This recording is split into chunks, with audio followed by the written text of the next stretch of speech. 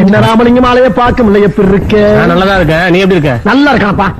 வணக்கம் நண்பர்களே, எல்லாரும் எப்படி இருக்கீங்க? நீங்க எல்லாரும் நல்லா இருக்கீங்கன்ற நம்பிக்கையோட நான் இந்த வீடியோவை ஆரம்பிக்கிறேன். இன்னைக்கு நம்ம இந்த வீடியோவில் எந்த புக்கை பத்தி பார்க்க போறோம் அப்படின்னா, ஆசிரியர் ராஜசேகர் அவர்கள் எழுதிய அன்பு சிறைக்கு வெளியே அப்படின்ற புத்தகத்தை பத்தி தான் பார்க்க போறோம். இந்த புத்தகத்தோட ஸ்டோரி ஒன்லைன் என்ன அப்படின்னு பாத்தீங்கன்னா, மருத்துவமனையில் மரண படுக்கையில் உள்ள நம் கதையின் நாயகன் தன்னுடைய இறுதி மூச்சு நிக்கிறதுக்கு முன்னாடி தன் குடும்பத்தினருடனும் தன் நண்பர்களுடனும் தன்னுடைய நாளை எப்படி கழிச்சாரு அப்படின்றத அந்த கதை. வழக்கமா சினிமால ஒரு லாஜிக் இருக்கு, கதை சுமாரா இருந்தாலும் திரைக்கதை சுவாரஸ்யமா இருந்தா அந்த படம் ஹிட் ஆகும் அப்படி சொல்லுவாங்க. கிட்டத்தட்ட இந்த கதை அதே கான்செப்ட் தான். இந்த கதையோட மையக்கரு ரொம்ப சிம்பிளா இருந்தாலும் இந்த கதையை ஆசிரியர் கையாண்ட விதம் இருக்கு பாத்தீங்களா. கண்டிப்பா சொல்றேன், இந்த புக்கை நீங்க படிக்க ஆரம்பிச்சீங்கன்னா முடிகிற வரைக்கும் உங்களுக்கு ஒரு நல்ல ஃபீல் கிடைச்சிக்கிட்டே இருக்கும். அந்த ஃபீலிங் உங்களை இந்த கதையை முடிக்கிற வரைக்கும் உங்களை புக்கை மூட விடாது. கிட்டத்தட்ட இந்த கதை உங்களை முழுவதுமா ஆட்கொண்டு விடும். அது உண்மை, ஏன்னா அதை நான் உணர்வுபூர்வமா ஃபீல் பண்ணியிருக்கேன். அதனாலதான் இந்த புக்கை நான் உங்ககிட்ட ஷேர் பண்ணிக்கலாம் நான் எடுத்து வந்திருக்கேன். எல்லா வீடியோலும் சொல்ற மாதிரியே என்னுடைய நோக்கம் இந்த கதையை உங்ககிட்ட ஃபுல்லா சொல்றது கிடையாதுங்க. நான் படிச்ச மாதிரி இந்த புக்கை நீங்களும் படிக்கணும். அதுக்கு நான் சொல்ற இந்த புக்கோட இந்த கதையின் ஒரு முன்னோட்டம் உங்களுக்கு ஒரு தூண்டுகோலா அமையும் அப்படின்ற நம்பிக்கையில தான் நான் இதை உங்ககிட்ட ஷேர் பண்றேன். ஓகே, வாங்க நம்ம வீடியோக்குள்ள போறோம். நான் முதல்ல சொன்ன மாதிரி இந்த கதை எப்படி ஆரம்பிக்கும் அப்படின்னு பாத்தீங்கன்னா, மரண படுக்கையில் இருக்க நம்ம ஹீரோ, அவருக்கு ஒரு மேஜர் சர்ஜரி பண்ண போறாங்க. அந்த சர்ஜரி பண்ணாலும் அவர் பிழைக்கிறதுக்கு வாய்ப்பு ரொம்ப ரொம்ப கம்மி. ஆனா இருந்தாலும் அதை செஞ்சு பார்ப்போம் அப்படின்னு டாக்டர் அட்வைஸ் கொடுத்த காரணமாக இன்னைக்கு ஈவினிங் ஒரு 6 மணிக்கு அந்த சர்ஜரி நடக்க போகுது அப்படின்னா, இன்னைக்கு காலையில 9 மணில இருந்து இந்த ஈவினிங் 6 மணிக்குள்ள ஹீரோ சந்திக்கிற விஷயங்களா என்னென்ன அப்படின்றத ஹீரோட பாயிண்ட் ஆஃப் வியூல கொடுத்திருப்பாங்க. இதுல ரொம்ப இன்ட்ரெஸ்டிங் பாயிண்ட் என்னன்னா, இந்த கதை வந்துட்டு கிட்டத்தட்ட ஒரு மிஷ்கினோட கேமரா ஆங்கிள் மூவ் பண்ற மாதிரி இருக்கும். அதாவது நீங்க பாத்தீங்கன்னா மிஷ்கின் படங்கள் எல்லாம் அதிகபட்சம் கேமரா ஆங்கிள் ஒரே இடத்துல இருக்கும். ஆர்டிஸ்ட் தான் கேமரா ஆங்கிளுக்குள்ள வந்து வந்து போவாங்க, கேமரா வந்து மூவ் ஆகுது. சோ அதே போல எங்கேயும் ஹீரோ அந்த பெட்ல படுத்த மாதிரி தான் இருப்பாரு.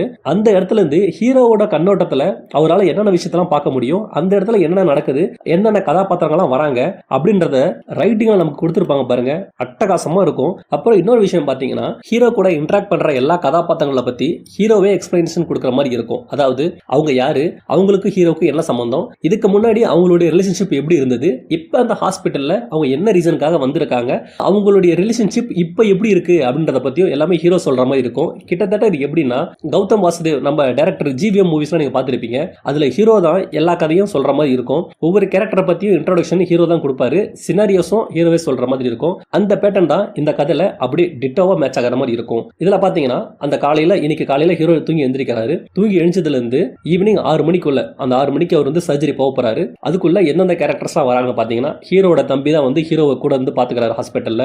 தம்பிக்கு அண்ணன் மேல ரொம்ப பாசம், அதை விட நிறைய மரியாதையும் கூட. அதே போல ஹீரோவோட அப்பா அம்மா, அவங்க 2 பேரும் வயசானவங்க, தான் பிள்ளையை நினைச்சு ரொம்ப ஏங்கி வருந்தி போய் இருக்காங்க.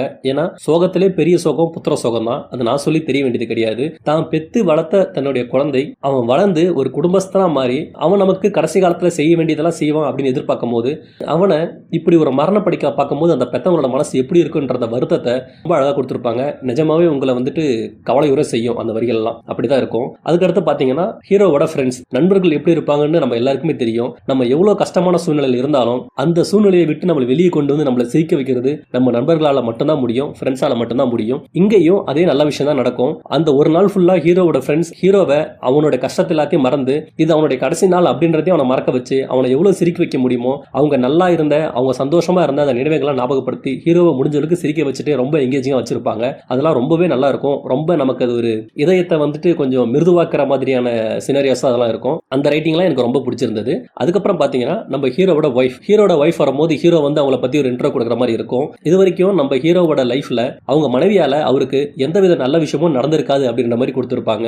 அவங்க அப்பா அம்மாவும் மதிக்காம போனது, அந்த குடும்பத்துல இருந்து அவர் பிரிச்சு கிட்டத்தட்ட அவர் வாழ்க்கையில நடந்த பெருவாரியான சோகத்துக்கு அவங்க மனைவி தான் காரணம் மாதிரி கொடுத்திருப்பாங்க. ஆனாலும் அவங்க மனைவி, அவரு இவ்வளவு நாளா ஹாஸ்பிட்டல்ல ரொம்ப நாளா இருந்திருப்பாரு, இது வரைக்கும் வந்து அவங்க எட்டி பார்த்திருக்க மாட்டாங்க. ஆனா இதுக்கப்புறம் அவர் பழைக்க மாட்டாருன்னு தெரிஞ்சதுக்கு அப்புறம் ஊதாருங்க ஏதாவது தப்பா பேசுவாங்க அப்படின்ற காரணத்துக்காக ஹீரோட வைஃப் வந்து இன்னைக்கு ஹீரோவை பாக்குற மாதிரி வந்து ரேட்டிங் கொடுத்திருப்பாங்க. அதெல்லாம் வந்துட்டு பயங்கரமா நக்கல் அடிக்கிற மாதிரி இருக்கும். அதாவது ஹீரோ வந்து மைண்ட் வைஸ்குள்ளே பேசிப்பாரு, பாரு புருஷன் சாக கிடக்குறேன், இப்ப கூட ஃபுல் மேக்கப்ல வந்திருக்கா அப்படின்ற மாதிரி ஹீரோ சொல்ற மாதிரி இருக்கும். அப்புறம் வைஃப் வந்து ரொம்ப ஃபீல் பண்ணி எமோஷனல் எமோஷனலா அழுது சில டைலாக்ஸ் எல்லாம் பேசுற மாதிரி இருக்கும். அப்ப கூட ஹீரோ வந்து மைண்ட் வாய்ஸ்ல ஒன்று சொல்லிட்டு இருப்பாரு, பாரு அழும்போது கூட மேக்கப் கலையாம அழறா பாரு, அதுவும் கடிச்சு பிடிச்சு தொடச்சிக்கிறா, பார்த்து மேக்கப் கலைஞ்சிட போகுது அப்படின்னு சொல்லிட்டு ஹீரோ மனசுக்குள்ளே ரொம்ப நிறைய கலாய்ப்பாரு.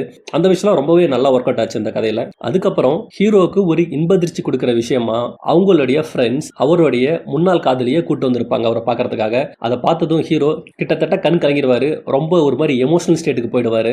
கடைசியா அவங்க காதலி அவரோட பக்கத்துல உட்காந்து ஒரு 5 நிமிஷம் பேசிட்டு இருப்பாங்க. இந்த இடத்துல ஹீரோக்கும் முன்னாள் காதலிக்குமான உறவு எப்படி இருந்ததுன்றத பத்தி கொடுத்திருப்பாங்க. அந்த லவ் போர்ஷன் ரொம்ப அழகா இருக்கும். கடைசியா ஈவினிங் 6 மணி ஆகுது. ஹீரோவை பெட்ல இருந்து ஸ்ட்ரெச்சருக்கு மாத்தி ஆபரேஷன் தியேட்டருக்கு கூட்டு போய் ரெடி பண்றாங்க. நண்பர்கள், குடும்பத்தினர்கள், அவரோட மனைவி, காதலி, ஹீரோவோட தம்பி, அப்பா அம்மா எல்லாரும் சேர்ந்து ஹீரோவை வழி அனுப்பி வைக்கிறாங்க.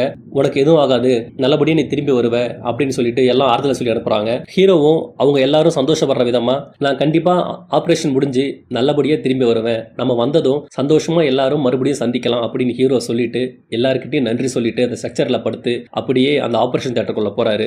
ஆனா ஹீரோவோட உள் மனசுக்கு தெரியும் அவர் கண்டிப்பா திரும்ப வரப்போறதில்லை அப்படின்ற விஷயம். அந்த ஸ்ட்ரக்சர் அப்படியே ஆபரேஷன் தியேட்டருக்குள்ள போகுது.